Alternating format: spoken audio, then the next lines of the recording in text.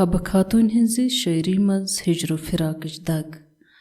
حبہ خاتون کٲشرِ شاعری منز 14ہِم زوٗن 16ہمہِ صدی ہٕنٛز نُمایندٕ زنانہٕ شٲعر، موسیٖقار تہٕ عالمہ.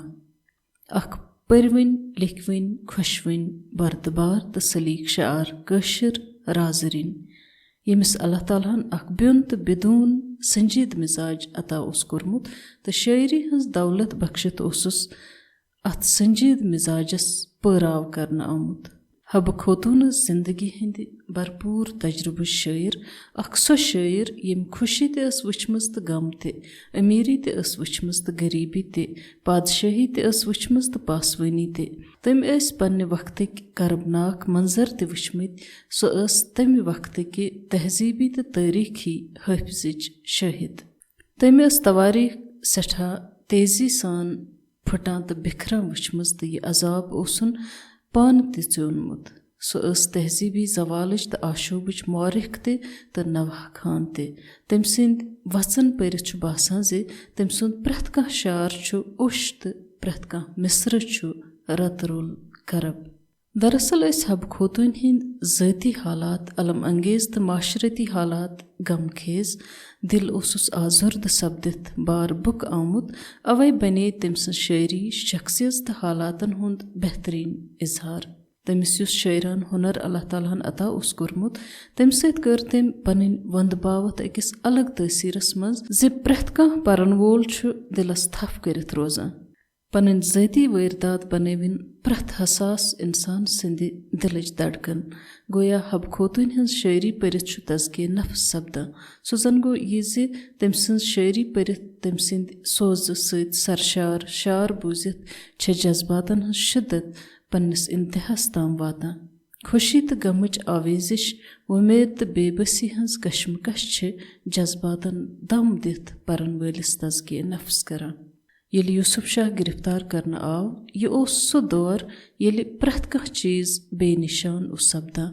عظیٖم الشان بادشاہت، محل خانٕچ رونق تہٕ آبٲدی، أمیٖر تہٕ ؤزیٖر، شان و شوکت، غرض پرٛٮ۪تھ کانٛہہ چیٖز اوس معدوٗم سپدان. اکہِ طرفہٕ اوس روحٲنی اضطراب تہٕ بیٚیہِ طرفہٕ سیٲسی انتشار. أمۍ ماحولن بنٲو حبہ خوتوٗنۍ ہٕنٛز حساس طبیعت زیادٕ حساس.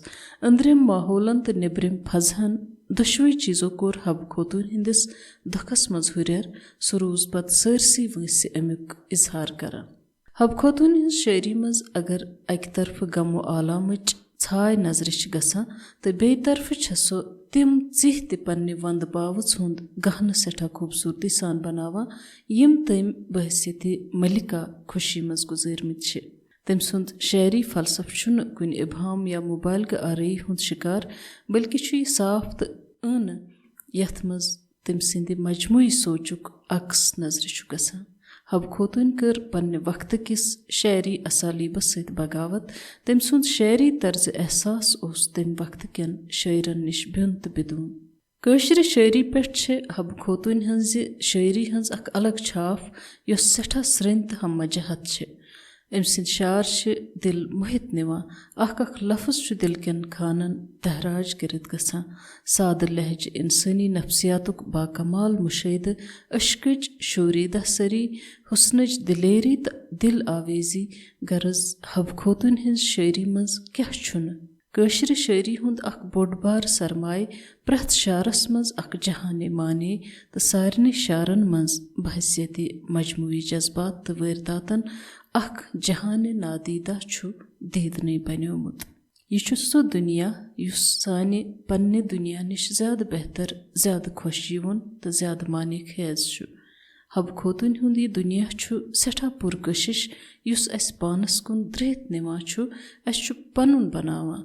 حبہ خوتوٗنۍ ہُنٛد کانٛہہ تہِ وَژُن پٔرۍتو تتھ منٛز چھےٚ اکھ مانوی وحدت میلان. حبہ خوتوٗنۍ ہٕنٛزِ شٲعری منٛز یُس تشبیہن ہُنٛد استعمال چھُ سُہ چھُ سٮ۪ٹھاہ خوٗبصوٗرت. یِم تشبیہ چھنہٕ مردٕ بٔلکہِ چھِ یِمن منٛز زندگی رواں دوان لبنہٕ یِوان. تُلہٕ نار چھُم للوُن موٗرے، تُلہٕ نار چھُم للوُن موٗرے، کٲنٛسہِ مورٲوِن شوٗرے پان. تٔمۍ سٕنٛزِ شٲعری منٛز چھےٚ غنٲیت تہٕ موسیٖقیت پانس اندر فنی دلکشی ہٕنٛدۍ واریاہ پہلوٗ شرٛپرٲوِتھ. تٔمۍ سٕنٛدِ اندازٕچ نغمگی تہٕ ترنم چھُ مُسلم तो यह हब खोतून हिंद अजमतुक राज।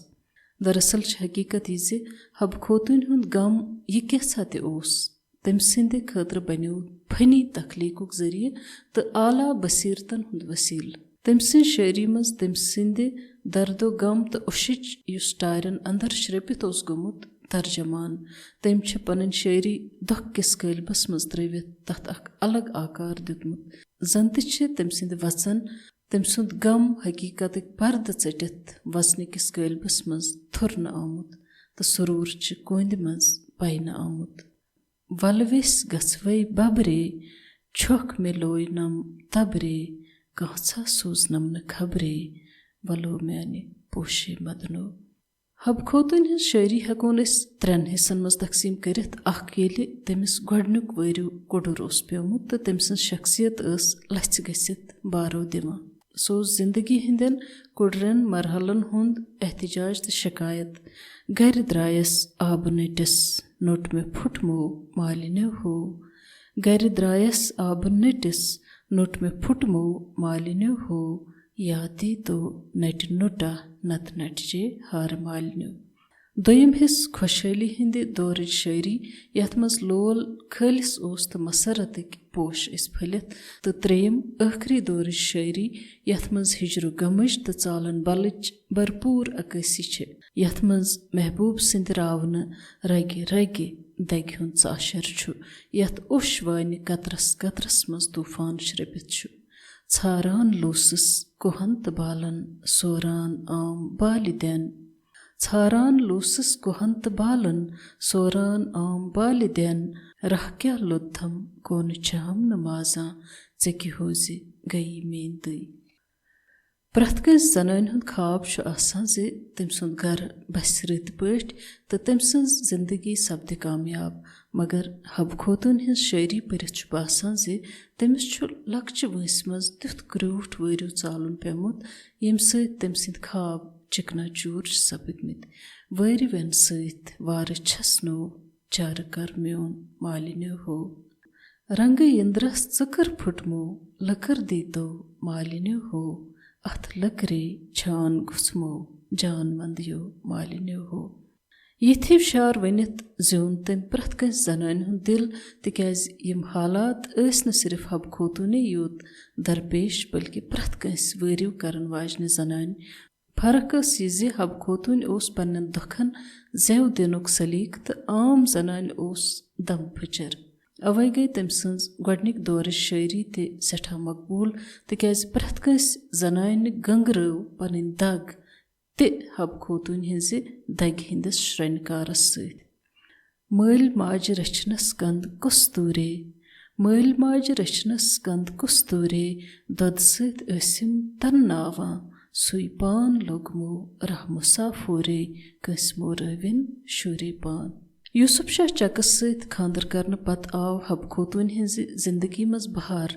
कत सो मजलूम जून यम सं संजीद शख्सियत खानदार सज बेकदरी तो हश हिंदो ग्रजो तो ठोंचो लच कर्मस यमिस वुडरन कतर सुम्ब्रव सुम्ब्रव पाद लोसा तापक्रायन मज तो कति मलिका हब खातून यस यूसुफ शाहन मलिका बनित प्रथ मामलस मज मशीर यम सिंदस हुनरमंद तो बाशऊर आसनस कदर करन।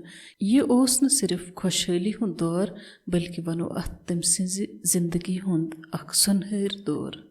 चूंकि यूसुफ शाह उस कशीर हुंद आखरी शहनशाह अम सिंज हुकूमत सपज अलमनाक अंजाम हेत इख्तिताम पजीर। खैर यूसुफ शाह कितकन आव बिहार जलावतन करन सह अलग मौजू।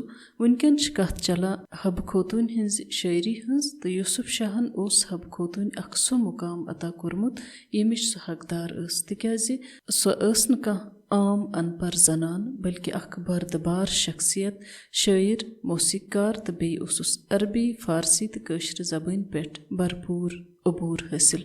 तम वक्त तम सिंद सारी गम तो दुख खत्म गमित तो सह बहसियत मलिका अख खुशगवार जिंदगी गुजारा येले अकबर बादशाह सिंद हमल सत यह राहत मोहब्बत दास्तान इबरतनाक अंजामस वच।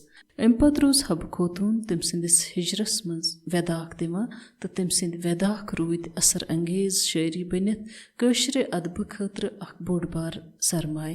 हब खोतून खतर ओस न यह अजियत नाक गम चालुन सहल कथा सो आसमान पेमस तो जमीनस ओसुस दब लोगमुत।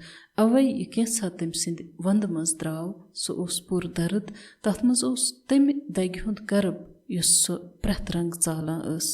रह बख्श तम सर परवरदिगारो चे क्यों वादियो म्यानि मरने। तब छुम बदनस हब खोतूने अदनो आहम न जह खबरे। तब छुम बदनस हब खोतूने अदनो आहम जह खबरे। तिल यखा येल त्रावनम अंद मजारो चे क्यों वादियो म्यानि मरने। हब खोतून अस न सिर्फ हिजरदाग चालन पलंगस पे बिहित बल्कि सो प्रथ रंग बे आस तो बेबस गमज तिकाज सो दौर ओस वहशतुक दौर बन्योमुत। तथ दौरस मज रूद शिया सुनी फसाद द्राग सियासी अफरा तफरी तो चल्लार। तिथिस माहौलस मज अख मलिका वत पेठ बेबसी मज नाल दिन अस कयामत। उश छस त्रावां बह चालि चाले मे बाल गुछम चई। उश छस त्रावां बह चालि चाले मे बाल गुछम चई। च कवो वत म्यानि छुक मशरावां चे कि होज गई मेन दई।